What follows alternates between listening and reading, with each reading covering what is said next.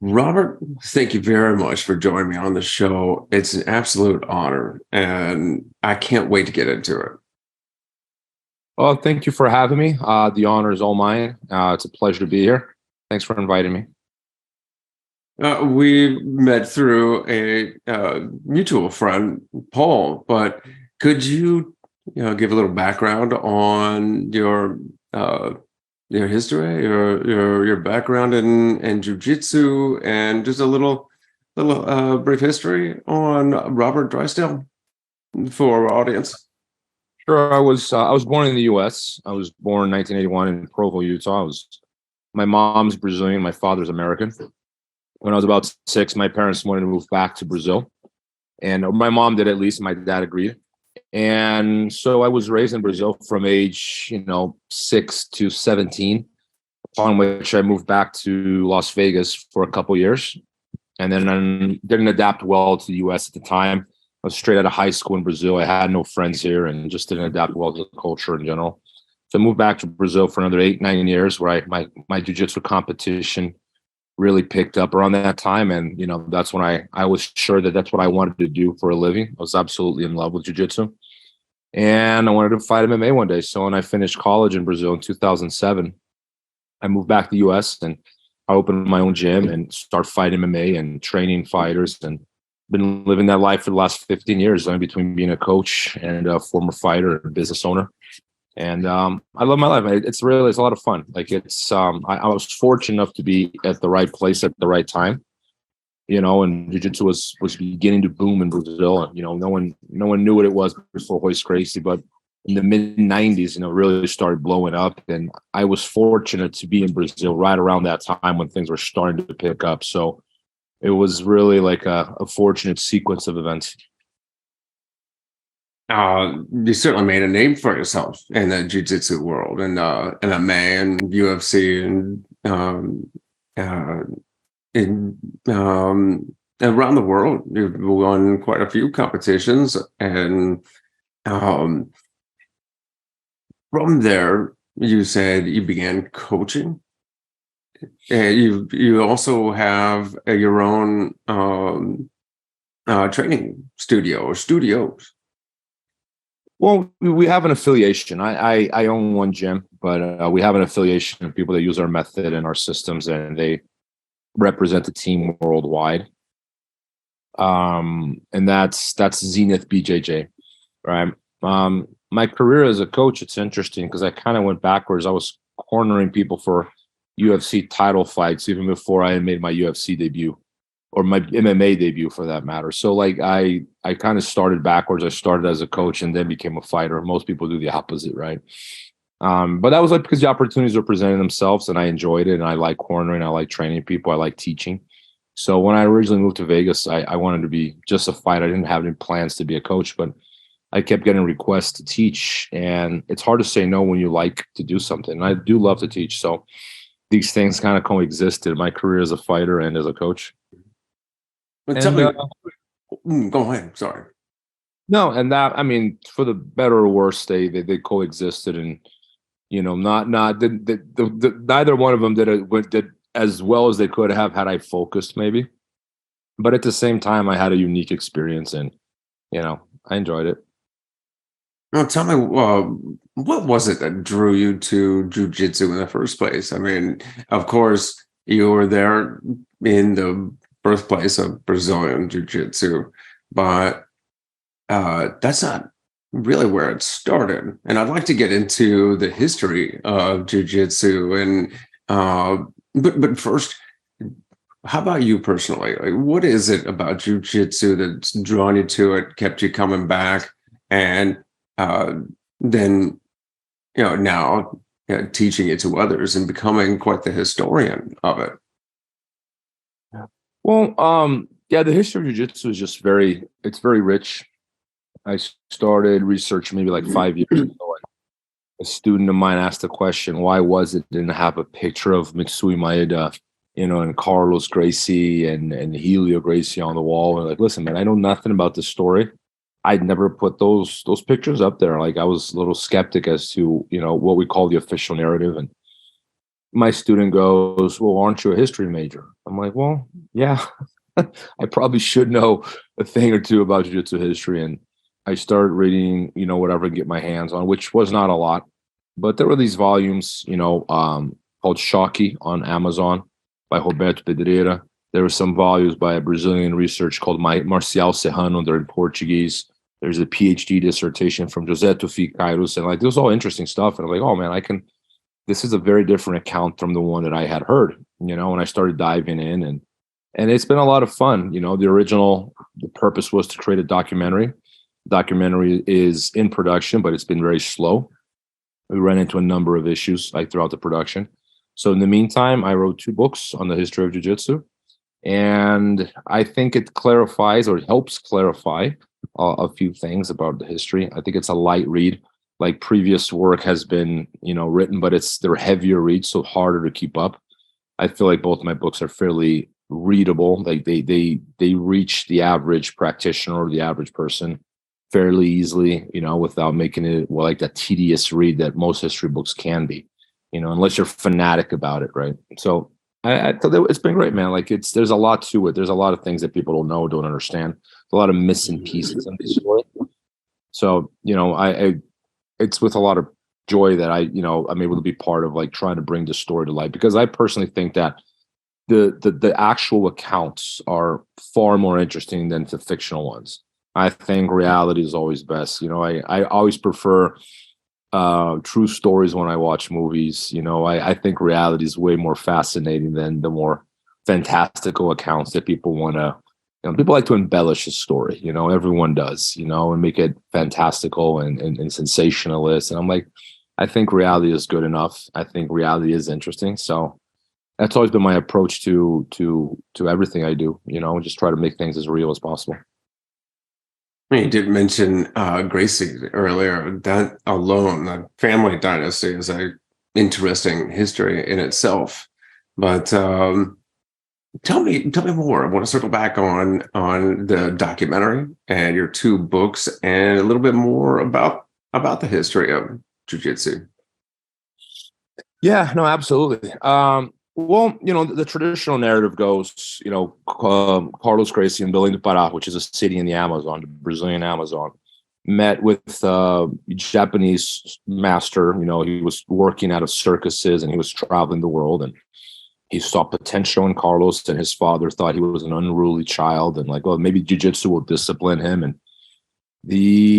that's the official narrative, right? So he started training, and then he taught his brothers. He taught his brothers George, his brother Helio, his brother Osvaldo, Gaston Jr., and they went on to become martial arts dynasty in Brazil. And and as they told the story, they rescued old jiu-jitsu because judo was hiding real jiu-jitsu from the public. There's a lot of that going on. The idea that the Japanese were hiding the real art of the samurais. In reality, the Japanese weren't hiding anything. They were just doing judo. There was no jiu-jitsu. Samurais have nothing to do with this. But all these things got embellished in the story, and they were told to embellish the story and then just make it more sellable. Like the idea that Helio was a weakling, and it's not true. He was an elite swimmer and rower, or the accounts of how Carlos learned jiu-jitsu or whatever he learned in the Amazon are very conflicted. The evidence suggests he actually learned from a Brazilian, who in turn was a student from a Japanese master.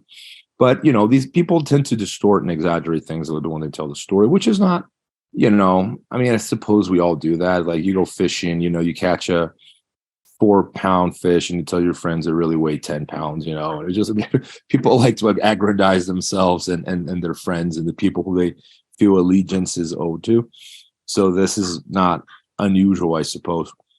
But, what was coming across was that, the official narrative was like not even that interesting. What was far more interesting was this new book is called The Rise and Evolution of Brazilian Jiu-Jitsu, from Vale Tudo, which is the old word for MMA, right? MMA became anglicized. The original term is Vale Tudo, which means anything goes in Portuguese. So from Vale Tudo to Carlson Gracie to its democratization. Now, there's a reason why that subtitle reads like that, because really, in reality, what the Gracie family did was they got the judo they knew that they learned. They meshed it with aspects of Vale Tudo. which is like, free fighting or MMA. And they try to keep their judo grounded in the reality of combat. So if you have judo and it's in a sport of practice, it's something that you can sell to the masses, but it was not an agreement with how they perceived what judo should be. They believed it should be more martial, more oriented towards real combat. And they did accomplish that. They assimilated aspects from other martial arts, from martial arts that were popular in the Brazilian fight scene in the 1930s, 40s, and they created their own curriculum. So in a sense, they didn't really invent anything, but they did create their own system. But more than this, they did not just mesh judo with vale tudo. What they also did was they incorporated it, what Tufi Kairos calls their patrician ethos, their idea that they belonged in a higher place in society and that they were going to do things differently. We're not like you. We're different. We're special. We're Gracies. And it was something very, very ingrained in their way of thinking. So they created a hierarchy with them at the top, and everything that was jiu-jitsu related was, was marginal to them at the center. And it was important because, remember, martial arts around the world, the perception the world had was not necessarily one that was, grounded in the reality of combat. Remember, from 60s, 70s, 80s, what were the popular martial arts? Pro wrestling, kung fu, karate, especially as a lot of these martial arts drifted from the reality of combat to appeal to a wide audience. And the Gracies kept their foot grounded in reality. Now, the influence of vale tudo and jiu-jitsu is interesting because today, the version of jiu-jitsu people practice today is very, very different than the one they were practicing in the 60s, 70s, and 80s in Brazil. It's just we call it the same thing because it has the same, there's the genealogy there. But in terms of culture and technique, it's just, you might as well call it a new martial art because it's completely at odds with what these guys were doing back in the day. But, as things evolved, they became more sport-oriented. They sort of started becoming what they used to criticize. It's like trying to become more like judo, more like other martial arts. Well, you're going to carry some of the problems that comes with that popularization, namely that you water down the quality of the product. If you don't open all these demographics, you can no longer keep a Spartan practice. So we're sort of watching that happen now. So the next element in the book is the story of Carlson Gracie, which is Carlos's Gracie, oldest son, which is the most successful Gracie of all time, both as a fighter and as a coach. Now, it's interesting that most people never even heard of him. There's a reason for that, because you always hear about Hickson, you always hear about Hoyce, you always hear about Hale, but you never hear about Carlson, when Carlson was hands down the best fighter, according to the record, not my opinion here. The record is very clear here. There's no way around this. He was the best fighter and coach in the family's history. But he was a black sheep. He started the process of democratization to open it up to a wider audience, where previously, they targeted privates and wealthy clients. They only really taught their children and their close associates. Carlson went, I'll train anyone who wants to train hardcore. Like, anyone who wants to be good at this, I'm going to train you like a fighter, right? So he opens it up and he brings all these animals to train, like maniacs, and he dominates jiu-jitsu in Brazil. For 3 decades, his team was unbeatable in Brazil. No one came even close to Carlson's team. This is why I call him the father of modern BJJ, because the competitive scene that we see today, the explosion that we see in terms of popularity, that had a very specific birthplace inside Carlson's gym. It doesn't seem very it's not on par with the official narrative, which kind of centered everything around Carlos and Helio. But I really think that if we pay close attention, you see Carlson is like a bridge between that old fighting system and the current, not only current BJJ, but also current MMA. A lot of the recipe of what we see. If you watch a UFC fighter today, and you watch fight, and you watch compare, you're gonna see that. Yeah, you're gonna see that they're basically following a recipe that was created by Carlson, his contemporaries in the 1950s. Not much has changed. People got better, but the recipe on how to fight and how to prepare was already there. So, because Vale Tudo died in Brazil in the late 60s, Carlson was the one that kept that tradition alive long enough to, when it comes back in 93 with the UFC, he was pretty much the only coach with experience in the whole world. There was no one in the world that had experience in that. People were playing catch up, and they caught up. But there's a moment there where there's no what you couldn't even find a Vale or MMA expert in the world because there were none. The only person who had lived those events was Carlson, and he did an outstanding job bringing it back. Like for a long time, his team became the most dominant team in Brazilian sport, jiu-jitsu and MMA. And the MMA, the offshoot of his team, which became Brazilian top team, was arguably the best MMA team in the world for years. Like during the Pride era, those guys completely dominated. They're all Carlson Gracie students. So I try to give Carlson his due credit in this story as like the central figure in Brazilian Jiu-Jitsu history. And the only reason no one's ever heard of him because he never spent an ounce of his energy marketing himself. It was all about performance on the mats. And that's why, to me, he's even more admirable for those reasons. There's a lot there. From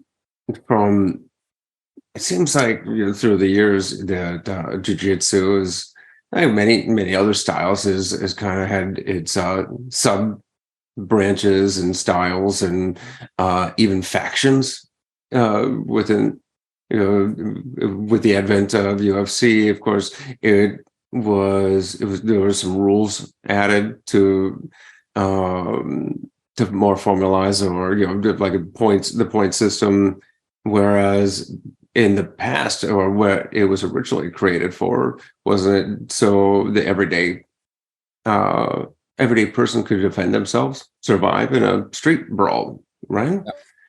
And of course you had different opinions through all the different variations or different styles or training methodologies. Where do you lie? What's your opinion on it? Or are you more of the mind of the historian as an observer? And I'll let you answer that. But to follow that, I'd like to ask you more about you as the observer, the historian. It's interesting. I make a remark in the end of my introduction. There's like I feel like the historian is he's like an impotent idealist or he's an impotent cynic, because you can either be an idealist or a cynic.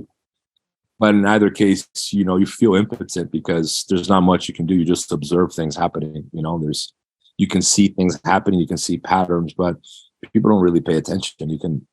Because they're not thinking in terms of history, not things in terms of long-term effects of the art. Brazilian Jiu-Jitsu became what it's becoming what it used to criticize. It's lost a lot of its credibility, and there seems to be this debate between self-defense and sport. And I never liked that discussion because I think they're not at odds with each other. It's been framed in a way that self-defense and competition are at odds with each other. But competition is fundamental for evolution. There's no progress unless I'm trying to beat you, you're trying to beat me. If you look at the greatest, some of the greatest technological advancements throughout history have come due to warfare. We are at war with a different nation. Our technology needs to improve if we're going to survive in this war. So that's some great, outstanding technological improvements come from that, that arms race mentality. And it's the same in nature, and it's the same in martial arts. Like competition is necessary for progress and evolution. Where if you have like a self-defense canon that's without competition, it's very difficult for it to evolve and be tried empirically. Because if you're not competing, how do you know this stuff works? If you don't have someone who's actually trying to beat you, how do you know this stuff works? On the other hand, competition, once you create a rule set, you create a framework that's already unrealistic because the real situation has no rules. So just by simply creating rules, you're already moving yourself away from the reality of combat. But how do you practice a martial art without some level of safety and constraints? You can't. You have to. If you're going to in the sport format, you're going to need to. So these two different approaches are they're obvious from 1967 onwards in Brazil. When they create their first federation, they do create a bit of a split. They create a second version of jiu-jitsu, one for self-defense and one for sport. I argue that it is perfectly possible for you to do both, for you to have a practice of jiu-jitsu or whatever else you want to call it, very much grounded in the reality of combat and practice in a sportive format, because it was done in Brazil for a long time. These guys at like the 70s and 80s in Brazil, the jiu-jitsu they practice was very much grounded in the reality of combat. Today, not so much. The techniques have evolved in such an obvious resembles a real fight. But to give you an idea, like in the 70s and 80s in Brazil, these guys once a week would practice with slaps. So they would roll around on the ground and they would slap each other. Right now, the reason they were slapping each other is to remind you of what would work in a fight and what wouldn't. So if you do this right here, you're going to get hit. So throughout the rest of the week, they might be practicing a sportive format, but they always in the back of their mind, there was that buffer that would stop them from drifting away from the reality of combat. I'm not going to use these techniques. These techniques would open me up for strikes. So it was in the sense, I mean, you can argue they could have done better, could have kept it even more ground in reality. But, I think they did a fairly good job because the truth of the matter is those guys could fight. And it's unfortunate because we see the new generations of jiu-jitsu fighters, like black belts, the last 20 years, I don't think they're functional for fighting, the majority of them, because the way they're practicing is at odds with how a fight takes place. Like, when I started training in the late 90s, jiu-jitsu and MMA were practically synonyms. It was the same thing. There was no distinction between vale tudo and jiu-jitsu. Jiu-jitsu was just preparation for vale tudo. That's all it was. But today if you watch a jiu-jitsu match and you watch the UFC, they're like completely different. It's hard to find a common thread that they're so different. 20, 30 years ago, that was not the case. So this is a process of, I'm going to call it evolution, but I don't mean progress by evolution. Not every evolution is progress, right? Evolution just means change.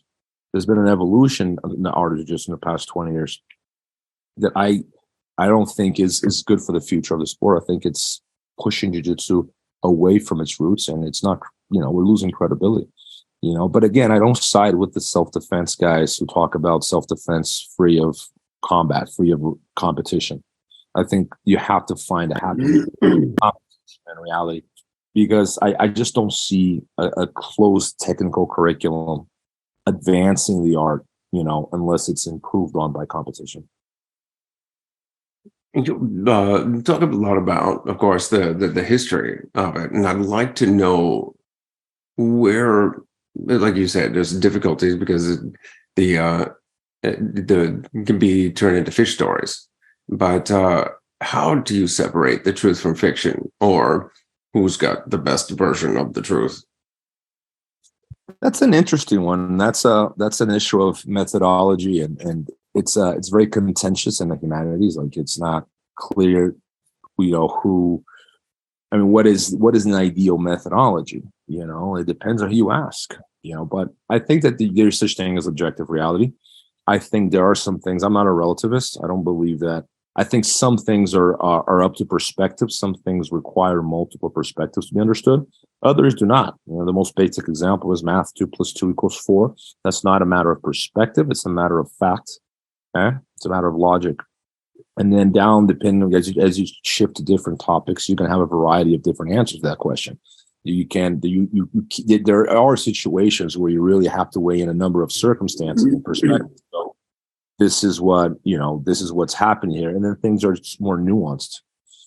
In terms of history, the new book uses both my books. They use a lot of oral tradition, and coming from a background in history, I remember it was very contentious on whether the oral tradition of, let's say, Native Americans was as valid as written accounts written by the white man, and that's very contentious. Like, how can you say that only the white man's version of history is valid? And when you think about it, why shouldn't someone else's account of what happened be valid? To me, that was a given until I actually dealt with oral tradition firsthand. And you're interviewing these guys, and they're saying one thing to you now, but 30 years ago, they were saying something else for the exact same question. It's just like they changed, because the problem with oral accounts is that we don't remember. Our political affiliations change, our positions change. So does our account as time goes by. In other words, memory is not reliable, and people's accounts of what's happened is not reliable, because I might be your ally today, so I speak highly of you. 20 years down the road, we're bitter enemies, and I'm not going to speak highly of you anymore. So what changed? Did you change as a person, or did my affiliation to you change? And there's a lot of that going on. So oral accounts are not very reliable because of that. Now, the written account is more reliable for the opposite reason. A written account, it doesn't change. If you have a newspaper from the 1920s, it's immutable in time. It doesn't change because my opinion of the newspaper changes, or like it doesn't. It's fixed in history, so it's more reliable in that sense. So you can do a better job at getting to the bottom of the matter if you stick to accounts, regardless of who wrote them. They're more reliable.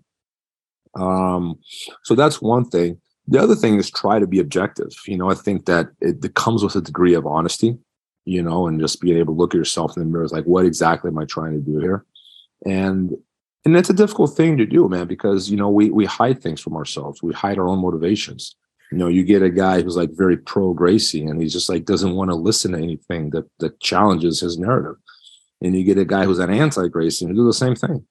And it's like politics. Like a liberal doesn't listen to a Republican, and the Republicans don't listen. They can't communicate. There's no dialogue. It's like, I'm right, you're wrong in the story. And there's a lot of that going on in history. And I think that I tried to fix. I don't know if I succeeded. Maybe anyone who reads my books can tell me if I did. I think there are some instances where I am biased towards a certain worldview of meritocracy. I think I'm very biased towards that. I don't think much of the, hand everyone a trophy, everyone's a winner, pity party. Because I come from jiu-jitsu, I don't believe that is helpful. I think there's a veneer of helping people when you think that way. Oh, I'm going to give him a trophy because he's crying. But that's not how people are. That's not how the world works, and I'm thankful for like the times I lost because they taught me so much, and I value those moments because they should really improve on me.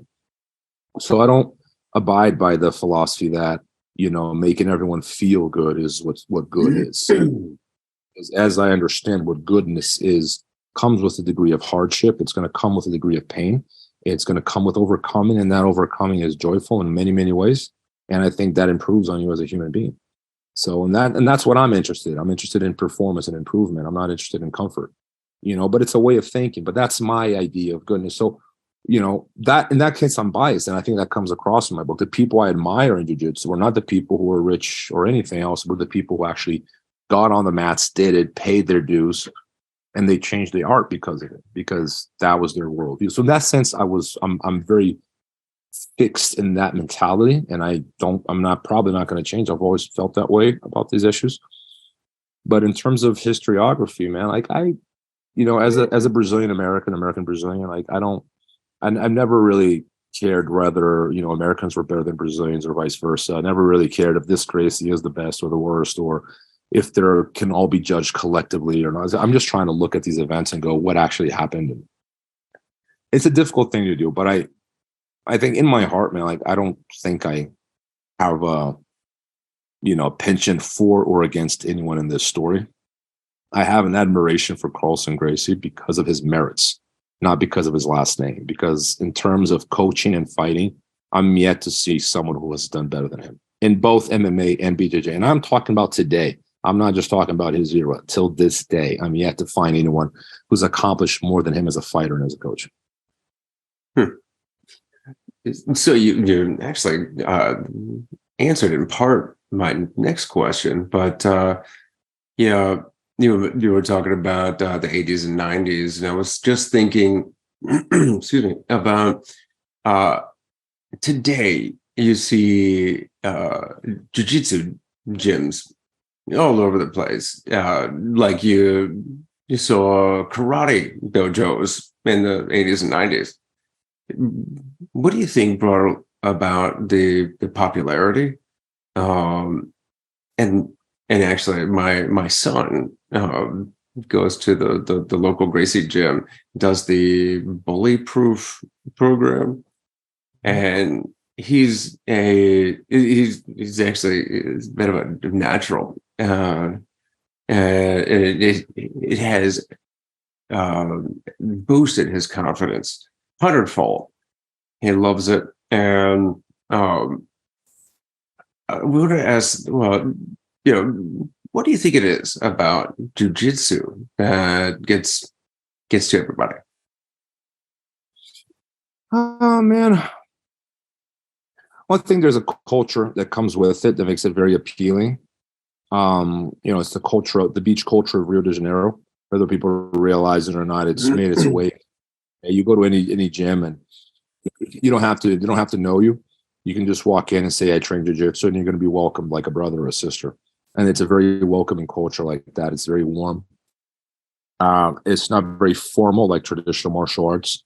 It's very different from judo, for example, in that regard. Where it has this. There's a respect there, but there's not a lot of formalities. It's very Brazilian like that. Brazilians are not into formalities at all. Mm-hmm. The acai, the flip flops, the relaxed manners. It's got this beach culture feel to the mats, and it's interesting. You can go anywhere in the world and you see that.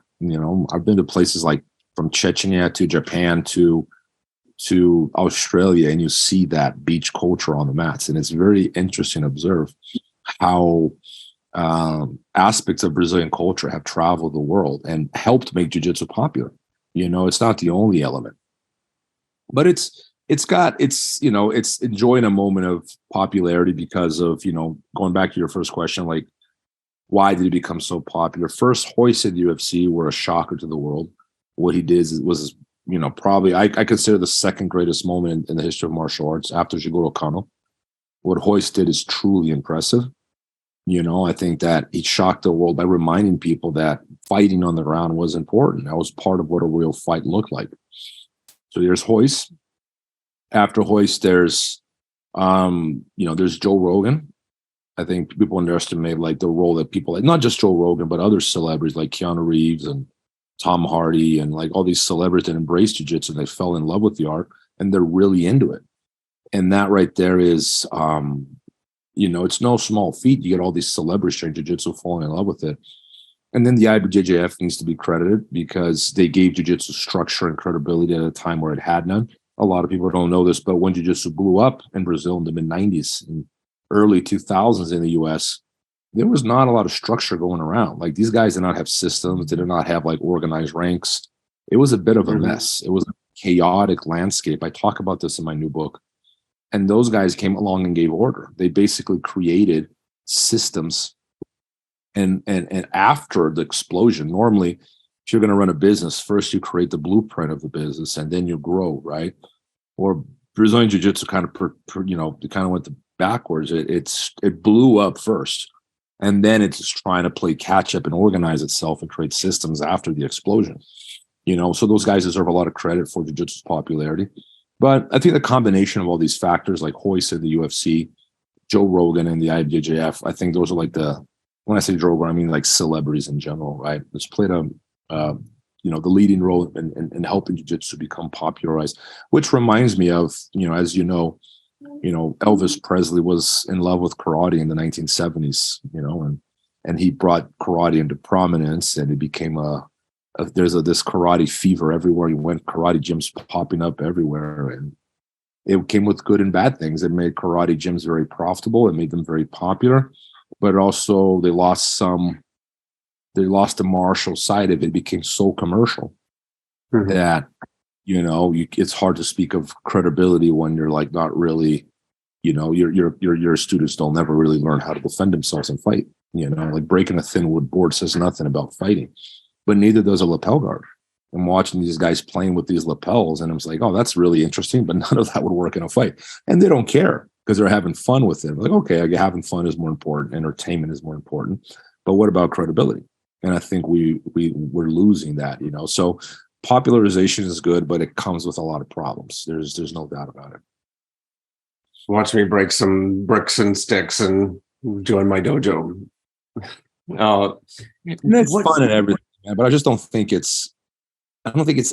doesn't say anything about your skills. It really doesn't. I'm glad you mentioned your book. Before I want to ask you more about your new book, but before that, I'd like to ask you a little bit more about the experience of doing the documentary, and then, of course, the book. Your first book, which was an expansion on the documentary, correct? Yeah, correct. Well, the first book is a story of how the documentary production came about, my hustles to make it happen, to make it a reality. bumped into a lot of problems, like things that I had not foreseen. I had no experience in film.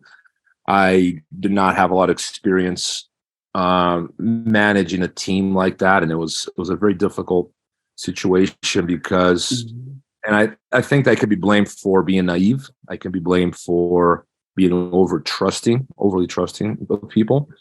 I can't be blamed for lack of work ethic or having good or bad intentions. I walked in with this good intentions, and I know I have good work ethic. But, it was a difficult production because people try to, they're trying to, it comes down to money, right? Like people wanted to get paid for more than they were owed and not doing their job. And so it got contentious, and I had to start all over again, with a whole new team. And that's what we're doing now. We're back in production with a whole new team. But it's been an interesting experience because I got to learn a thing or two about photography and videography. You get to learn something about, writing a script and because I had to do all that, right? And I had never done that before. And you can see what works and what doesn't work. So you're modifying, and it's like you're learning a whole new skill and you're putting a whole new hat on. And I could see myself pursuing something like that. It's something I would have enjoyed, getting into film, writing. And I think I could probably, fight with dedication. I could probably learn to trade, but it was so contentious. It was so draining emotionally, physically, that man, I don't think I ever want to do that again. So I'm going to finish this. We're doing a 4-part series, a docu-series on the history of jiu-jitsu. Plan is to be done by August. That's our hope. But I don't see us I don't see myself really doing this again. As much as I love documentaries and films, making them is a lot more work than people realize. Well, so now you've got a second book. Tell me more about this one. Well, it's called The Rise and Evolution of Brazilian Jiu Jitsu, from Vale Tudo to Carlson Gracie to its democratization. So that's what I was telling you about, like how Vale Tudo and Judo merged to create what we would call, what they called Gracie Jiu Jitsu, or the Gracie fighting system. How that evolved into a more merit-oriented world through Carlson Gracie, who kept jiu-jitsu grounded in the reality of combat while simultaneously opening up to a broader audience. And how that eventually led to Royce Gracie and the world that we're experiencing now. Like, this is the boom that we're experiencing now with, IBJJF and Joe Rogan. But that's the democratization period, right? Where okay, now everyone is welcome to jiu-jitsu. Whereas before, you had to be a Spartan to make it in. You would not survive those mats if you didn't have thick skin. It was not for everyone. It was designed not to be for everyone. It was like being a Navy SEALs. It's not for everyone. You can be, okay, there's the soldiers, and there's a Navy SEAL. They're not the same. You understand? There's a whole new level. And that's how these guys fought. They didn't want 100 people on the mats. They wanted 10 Spartans. And that's what changed, because once you keep opening up and you open it up and open it up, now you're getting people who are would have never survived the jungle 20, 30 years ago. But now they're thriving because that's the new jiu-jitsu. They have become the body of jiu-jitsu practitioners is your average mom and dad. And, and there's nothing wrong with that in the sense of course we want to bring people in, but at the same time, if we lower the quality, the art itself suffers. As an example, when I started training, classes were 2 to 3 hours long. That was normal. A 3-hour practice. It was like wrestling. 3 hours practice is completely normal. Wrestling is still like that. They never changed because they never became commercial. But 2 to 3 hours was completely normal. Then it was down to 1 hour and 30 minutes. And I was like, whoa, 1 hour and 30 minutes. That's not enough. But we made it work. And it was like that for a long time. Now we're down to 1 hour. Most gyms are doing 1 hour classes. I know gyms that do 45 minutes. Whereas in 45 minutes, that was enough. That was just your warm up back in the day. And now it's a 45-minute class, So I think there's been a dilution to attend the client, because if you give the client everything he wants, well, people typically, without authority, without hierarchy, they want more in exchange for less, right? If you ask your kid if he prefers broccoli or chocolate, most kids will say chocolate. And I think, and this is where the authority of the parent comes in and says, no, you're going to eat broccoli. And maybe after you eat enough broccoli, maybe I'll give you a little piece of chocolate. That's what authority does. That's what it's meant for. When it comes to jiu-jitsu, the black belts say, no, you're not ready. You're going to be a blue belt for another 2 years. And, and you have to train longer. You can't train for 1 hour. You have to train for 2 to 3, right? And that if you do that, you're gonna lose a lot of students, but you're gonna keep the ones that are the right ones at the same time, in a sense where those are the ones that are going to keep the integrity of the art alive because they have that merit-oriented worldview. And that's all changed. That's all changed because when you open it up, you lose a lot of that. And it's a process like every martial art undergoes at one point or another, unless it stays free from commercialism and popularization, like wrestling, for example, which, it's government funding. So if the wrestling coach says, "Hey man, you're being lazy, get off my mats," you can't say anything because the wrestling coach gets paid by the university or the state. They don't have to cater to the wants of the client. But if you're a business owner, you have to take a back seat and let the client, your customer, take the wheel. And that's just the reality of the sport as it is. And that has come with the weakening of the fabric of what used to be, the most efficient martial art in the world. But I have my doubts if we still are. I don't like to say this, but how many UFC champions have we produced in the last 20, 30 years? Considering that jiu-jitsu and Vale Tudo were practically synonyms, 30 years ago. I think we've come a long way in growing, but simultaneously losing credibility. So, it's an interesting point. You're saying that because of the popularity, and people want more for less, or it to be compact into a shorter amount of time, it's actually changing the fabric of jiu-jitsu and changing the style, the form of teaching. Absolutely, that's exactly what I'm saying.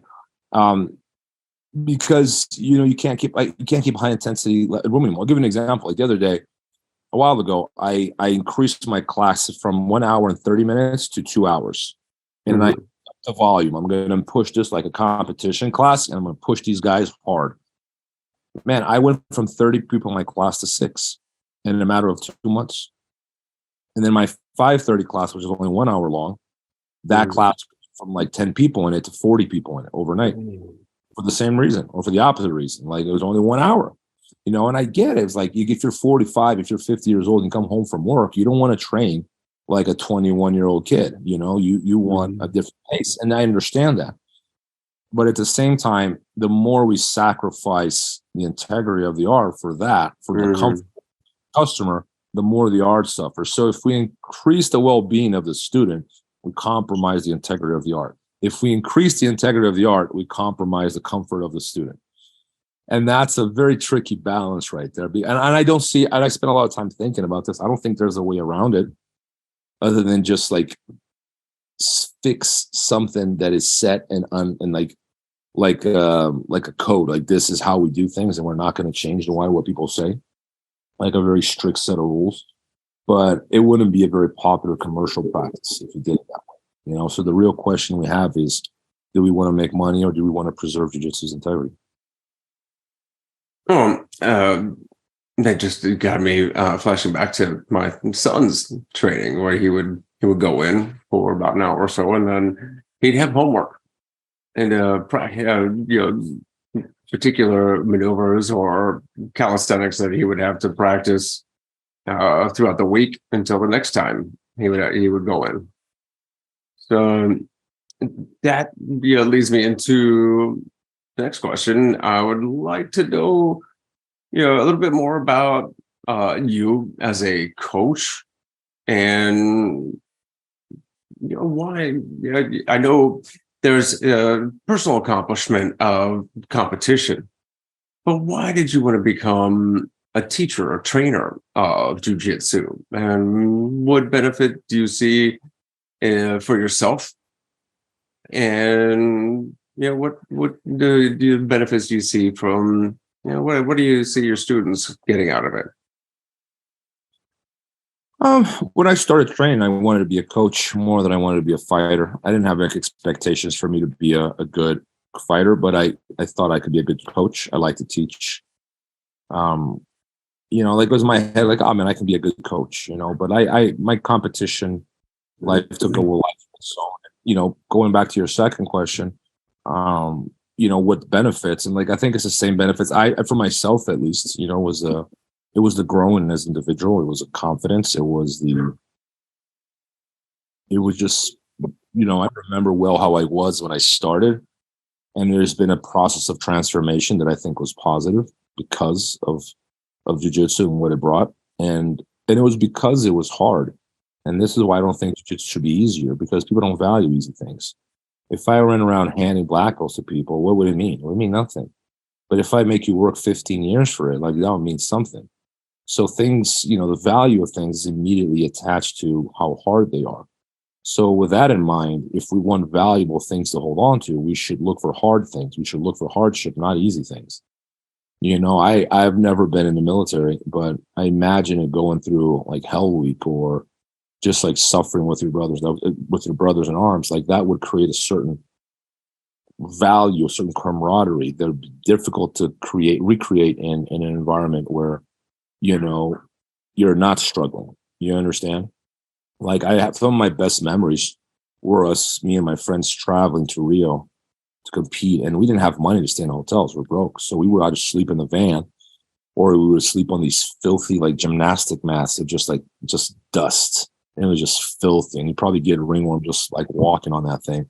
And we would put a sheet over it and just lay on those filthy gymnastic mats. And just like, it was like an old arena. And that's the only place we had to sleep. And and there was just like 15 of us, just like, just being boys, like farting, laughing, joking around. And like, there was zero comfort, like eating, like loaf of bread with nothing in it. It was very precarious.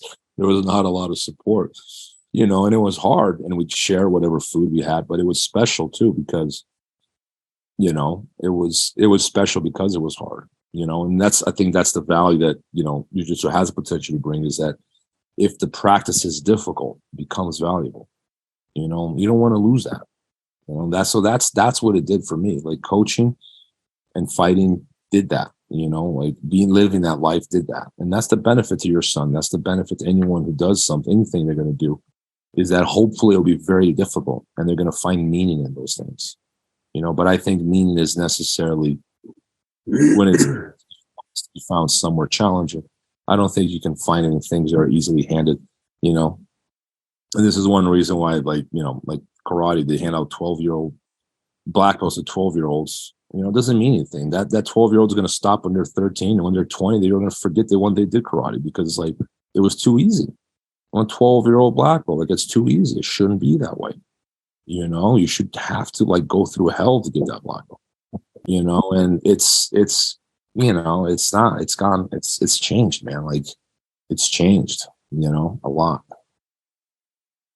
Well, you touched on a couple things that I definitely appreciate, like the challenge, the necessity to do hard things, and the gratification you get, the fulfillment, having accomplished it, the discipline, and then of course the parallels with the military and jiu-jitsu, developing good habits, the bond, you develop within, that tribe. And of course, the shared misery of just being beat up, or, sweating through struggle. And I'm certainly definitely well acquainted with hard work. I'm training for now Badwater 135 ultra marathon across Death Valley in a couple of months. So definitely know had my fair share of hard work in and out of the military. So I definitely appreciate the fact that jiu-jitsu can bring that to others. Where do you see jiu-jitsu going in the future? Do you think there's going to be more changes to come? Do you think for the better or the worse? I think it's not going to stop growing. I think it's not peaked yet. I think it's got a few more years of growth. It has a lot of corners of the world where it hasn't reached yet, like Africa. It's very poorly developed in Africa and most of Asia. I think there's a lot of potential, especially in Central Asia. I think that there's going to be a growth of the art in Central Asia in the next 20 years. You're going to see that in Africa too. So you're going to see a variety of world champions from all over the world, really. The monopoly between, Brazilians and Americans is going to stop at some point. And I think that's what's going to happen. And we'll become the new judo.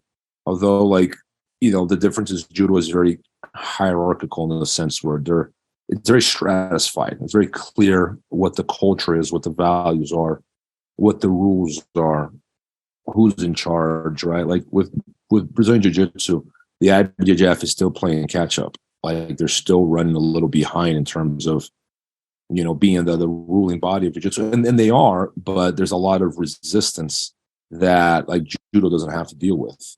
The only resistance like judo had to deal with was like little pockets here and there, like, the Sambo guys, Brazilian Jiu Jitsu itself.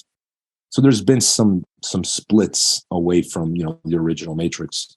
But I think in general, considering how widespread and popular judo has been for the past 100 years, I think it's just remarkable how cohesive they are. And I think a lot of that has to do with these aspects of Japanese culture that made its way into judo. I think Brazilian Jiu-Jitsu lacks a lot of that. We're missing a lot of these elements. Because of it, I don't think I want to be wrong here, but we're kind of watching the sport split already. Like there's this whole thing about gi versus no gi. It didn't exist when I was training. It wasn't even a thought process that you would just do one or call yourself a no gi grappler. It was such a strange thing to say. Like no one believed. You go to preferences. I remember, I love no gi. Some people get really happy and excited when it was no gi day. But the next day it was gi. It wouldn't even cross their mind to complain, So that in itself is already a symbol of the split that I'm talking about. And I think it's inevitable at this point. I think gi and no gi will eventually be different martial arts with different rule sets. And there's going to be some overlapping. There's going to be some compatibility, just like there's still some compatibility between judo and Brazilian Jiu-Jitsu. But as time goes by, there's going to be less and less compatibility. What would you say to somebody who may be interested in getting started in jiu-jitsu, but maybe a little bit hesitant, maybe harboring a little fear about getting into jiu-jitsu? What would you say to that person? I wouldn't be scared. It's generally speaking a very friendly environment. I think the idea might be that it's a threatening environment. It really isn't. Like I've never been to a jiu-jitsu gym where things were hostile. It's never the case. Because it's a business too, so it has to be friendly. You understand? It's like the student is not a victim when he walks in there. He's the paying customer. So he's going to be treated like one. And that's, again, like that comes with good and bad. There's good aspects of that. There's some really bad ones too. So I would just, the hardest thing you'll ever do as a jiu-jitsu practitioner is walking through that door the first time. That's the hardest thing you'll ever do. And people tell me like, really? Yes, it's walking through that door the first time. Stepping on the mats the first time. That's it. Once you do that, it just gets easier because the anxiety, whatever nervousness you may be feeling is going to go away because you're going to feel welcome. And I've never heard of someone not being welcome at a new jiu-jitsu gym. So definitely give it a go. If it makes it easier for you to go with a friend, go with a friend. If you're not comfortable training, tell the coach, listen, I'm not comfortable rolling live now. Give yourself a week or two. There's nothing wrong with that. No coach is going to get mad at you for not, going balls to the wall or, your first day or even your first week. That's completely normal. Give yourself some time whenever you're ready. But then, you're going to want to because you're going to see people doing it and it looks like they're having a lot of fun and you're going to want to give it a try. And once you're giving it a try, I'm telling you, it's addicting. You're not going to want to stop. There's something very addicting about training jiu-jitsu. How do you think a middle-aged blind deaf guy would do on the mat? Probably jiu-jitsu is one of the few sports that you could practice toe-to-toe with someone and your vision is not going to impair you in any way because vision is really good for nothing in jiu-jitsu. Like I've seen guys that were blind, 100% blind, very efficient on the mats. You would have to start the match holding the gi. That was the only thing. They had to modify so you would start with your hands connected on the gi so you knew where they were, and you had to start the match like that. But from that point onwards, it was the same thing, because you don't have to see me. If I'm grabbing your wrists, you don't have to see me grab your wrists. You know I'm grabbing your wrists. If I'm grabbing your in a body lock, you don't have to see me go. You feel me going for the body lock. So it's very intuitive. Jiu-jitsu is very intuitive. Like, I can close my eyes and be just as efficient as I am with my eyes open. Maybe you lose a little bit, like you might be a split second behind on some transitions, some exchanges. But in general terms, once you're connected, once you're actually grappling, you know you're completely safe. Like, it's like, for example, wrestling, you'll be at a disadvantage because you might not see that shot until it's too late. But in jiu-jitsu, if we're connected already and you're already on that single, you're in my closed guard and my half guard, vision is good for nothing. I often close my eyes when I'm grappling. It's very common. It almost like shuts down like other stimuli, and it just lets me focus on what I'm doing. It's very common. Like, I'm in half guard or something, or side control, and I just close my eyes and just focus on what I'm doing. So you could easily jump on the mats, and you will be at a much smaller disadvantage than you would think. Well, you've certainly known your share of championships, and you've also coached a few champions. Would you like to tell the audience a little bit about maybe brag on some of your students? I wouldn't call them students. I think a lot of coaches out there pat themselves on the back for, training people that they didn't really train, or they might have trained for one fight. And I think the real heavy lifting when it comes to coaching comes from training someone from white to black, right? Or from zero skills to a world title. That's hard to do. But getting a world champion and making a world champion out of a world champion doesn't say much about you as a coach. It's very easy. It's a lot less work than it is building these guys from scratch, right? That's where the heavy lifting takes place. So I've done some of that heavy lifting, but less than I would have liked. But like, as far as people who are already champions or champion material that I was able to work with as a coach, I have a long list of people. But again, I can't take credit for actually, making them who they are. I can take credit for helping them in like a few of their fights. That sounds great. Frank Mir, Vitor Belfort, Randy Couture, Vanderlei Silva, Forrest Griffin. Oh man, there's so many. Jay Huron, Brad Tavares, Joanna. I worked with Joanna for a while, like cornered Anthony Pettis before. Dominic, I worked with Dominic. Never cornered him, but I've worked with him before. Who else? Yeah, there's so many people. I worked with a lot of people in the UFC over the years. I think I've cornered now like 6 UFC champions that I've been able to corner. But I can't take credit for, making them who they are. That would be unfair with whoever their original coach is. I always say this because you see this all the time. Guys that have done no heavy lifting and they get the reputation for being outstanding coaches. Are like, man, you got a champion and you made him into a champion. Like, there's not that much merit there. I don't think so. Now, starting with a group of 200 white belts and, putting your energy equally into all of them, and maybe one of them will be a champion, man, that's so much more work. I don't think people appreciate the amount of work that is to train a champion from white to black, especially when you have no idea if they're going to make it or not. So it's a blind investment with a very small chance of actually accomplishing anything at the end, because anything can happen within those 10 years. Mm-hmm. I think a lot of coaches that do the heavy lifting don't get the credit they deserve. Well, Robert, I really do appreciate your time. I would like to ask you if you could tell the audience how they can get a hold of your new book and how they can get a hold of you if they'd like to learn more.